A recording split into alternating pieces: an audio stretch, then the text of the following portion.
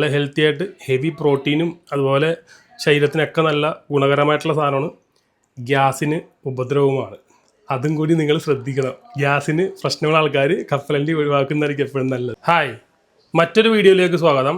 നമുക്ക് ഈ ഒരു ബൗൾ നിറച്ച് കപ്പലണ്ടി ഉണ്ട്. അപ്പോൾ ഈ ഒരു കപ്പലണ്ടി നമുക്ക് മൈക്രോവേവിൽ നല്ല രീതിയിൽ നമുക്ക് വറുത്തെടുക്കാൻ പറ്റും. നമ്മൾ പുറത്ത് കടകളിൽ കിട്ടുന്നതിനേക്കാളും നല്ല രീതി, നല്ല ടേസ്റ്റോടുകൂടി, അതിൻ്റെ ടേസ്റ്റ് ഒട്ടും നഷ്ടപ്പെടാതെ തന്നെ വറുത്തെടുക്കാൻ പറ്റും. ഏകദേശം ഒരു 150 ഗ്രാമാണ് ഇതിൻ്റെ കപ്പലണ്ടി. അപ്പോൾ ഇത് മൈക്രോവേവിൽ നമുക്ക് എങ്ങനെയാണ് വറുത്തെടുക്കാൻ, എത്ര ടൈം എടുക്കും എന്നുള്ള കാര്യം ഞാൻ ജസ്റ്റ് ഒന്ന് കാണിച്ചു തരാം. നമ്മൾ ഇത് നേരെ മൈക്രോവേവിനകത്തേക്ക് വെക്കുന്നു. മൈക്രോവേവിൽ ഒരു സൈഡിൽ വെക്കണം കേട്ടോ, നടുക്കൊരിക്കലും വെക്കരുത്. ഒരു അരികത്ത് വേണം വെക്കാനായിട്ട്. ഡോർ അടക്കുന്നു.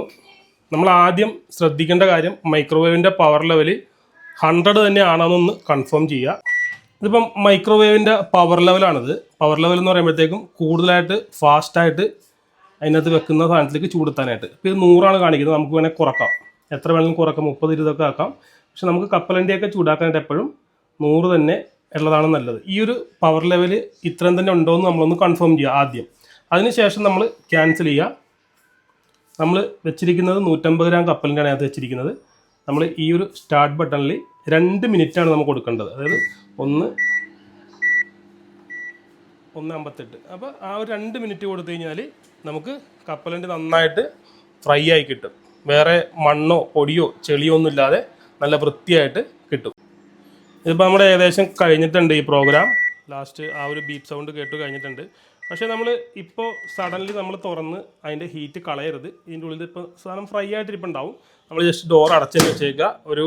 ഒരു മിനിറ്റ് കഴിഞ്ഞതിന് ശേഷം മാത്രമേ അത് ഓപ്പൺ ചെയ്യാൻ പാടുള്ളൂ. അല്ലെന്നുണ്ടെങ്കിൽ അത്രയും നന്നായിട്ട് ആ ഹീറ്റ് കിട്ടില്ല കൃത്യമായിട്ട്. അത്രയും മാത്രം മതി. 2 മിനിറ്റ് ടൈം മാത്രം വെച്ച് നമുക്ക് നന്നായിട്ട് കപ്പലണ്ടി നല്ല അടിപൊളിയായിട്ട് ഫ്രൈ ചെയ്തെടുക്കാം.